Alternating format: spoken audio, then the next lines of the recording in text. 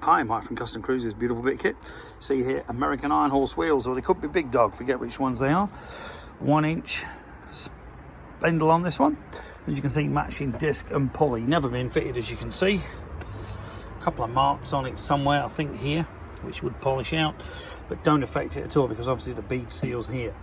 Okay, you can see matching pulley going on. But just check the quality of these wheels. These are American made. Okay, a lot of them now made in China. Okay, so these are the real deal. Come off an Ironhorse from around about 07, I'd have said, or a Big Dog. But just check all this 3D sort of contrast in here. Beautiful, beautiful wheels.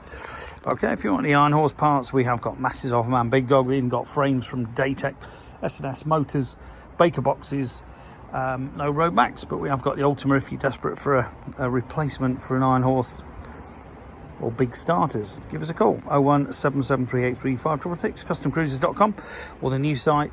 As I say, these wheels really are amazing, customcruisers.com, or new site customcruisers.eu. If there's not on there, give us a call, 01773835666. Thank you.